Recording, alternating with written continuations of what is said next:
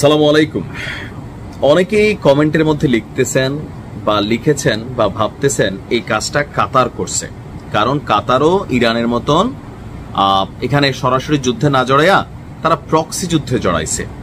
আর এই ক্ষেত্রে তারা ইরানের সহযোগিতা নিয়েছে এবং ইরানের প্রক্সি যোদ্ধা হিসেবে বা বি টিম হিসেবে যারা আগামী দিনের ইরান হওয়ার সম্ভাবনা, সেই ইয়েমেনের যারা বীররা আছেন তাদের মাধ্যমে ইসলিতে কাতার অভিযান চালিয়েছে। বাট আমার কাছে এটা আবেগী বক্তব্য ছাড়া অন্য কিছু মনে হয় নাই, কারণ কাতার এবং ইরানের মধ্যে এত সুসম্পর্ক নাই ভাই।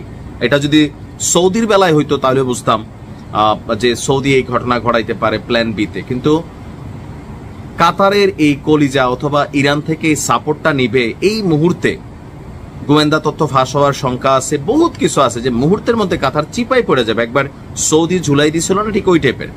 বাট ঘটনা কিন্তু ঘটছে, তবে ঘটনা ঘটাইছে ইয়েমেনের বীররা এবং আমি মনে করি যে এটা তারা নিজেদের সক্ষমতা প্রকাশ করেছে।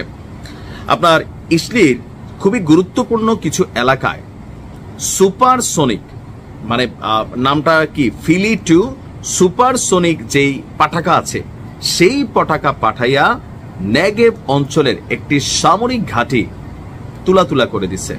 ভাবা যায় যে এতগুলো অভিযানের পর, এত রকম ঘটনার পর ইয়েমেনের হাতে মেশিনারিজ কই থেকে আসে।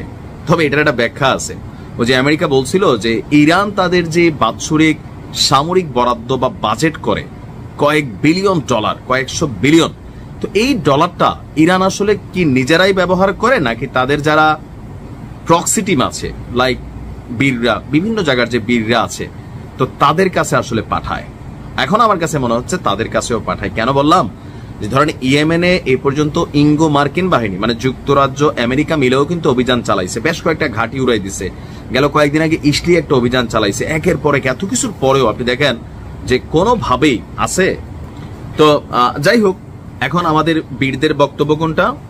যিনি প্রধান আছেন বীরদের, ইয়াহিয়া ভাই, তিনি বলছেন যে এই অভিযানটি সফল ছিল এবং এই অভিযানের ফলে ইসলির বসতি স্থাপনকারী যারা আছে, মানে থাকে না খেতের লাইল ঠেলা যে গ্রুপটা আর কি, আমাদের বাংলাদেশও আছে, তারাও কিন্তু এই টাইপের দখলদারি। তো খেতের লাইল ঠেলা গ্রুপটা যেটা, এরা এই অভিযানের পর আশ্রয় কেন্দ্রে পালিয়ে যেতে বাধ্য হয়েছে।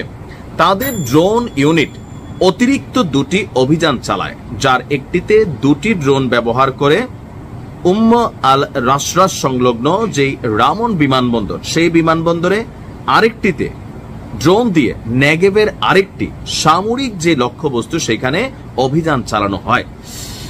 আর এই অভিযানগুলোকে সাম্প্রতিক ঘটনাগুলোর পাল্টা জবাব হিসাবে বলা হচ্ছে যে আস্তে আস্তে এই সুপারসোনিক যে মেশিনারিজ গুলা, এগুলা ব্যবহারের পরিমাণ বাড়বে এবং কি ইসলির যে আকাশ প্রতিরক্ষা সিস্টেম, এই মেশিনগুলোকে থামাতে ব্যর্থ হবে। ওপেন চ্যালেঞ্জ দিয়ে কিন্তু এই কাজগুলা করতেছে। তার মানে এখন কাতার কি আসলে এই প্রতিশোধ নিছে? আসলে বলা যায় না। ধরেন আই ডোন্ট নো, কাতারের একটা অংশ পজিটিভ ছিল এতদিন যাবত, আমি কাতারের পজিটিভলি নিয়েছি, কিন্তু লাস্টের অংশটার জন্য আমার কাছে কাতারের বিরোধিতা করছি। পজিটিভ যেটা ছিল, এখানে কিন্তু বীরদেরকে অনেকদিন তারা আশ্রয় দিয়েছে। এখন কার নির্দেশে দিছে, কেন দিছে, সেটা কাতার ভালো জানে, বাট এখানে কিন্তু দীর্ঘদিন তারা ছিল। বাট পরবর্তী সময় দেখলাম যে সব নেতাদের এখান থেকে বের টের করে দিল। তো সেই জায়গা থেকে আসলে আমার একটু বিগড়ে গেল যে কেন ভাই, তোমরা তো আশ্রয় দেওয়ার কথা অথবা ইসলির বিরুদ্ধে ব্যবস্থা নেওয়ার কথা, কিন্তু সেটাও নেয় নাই। দেখা যাক কি হয়। ভালো থাকবে।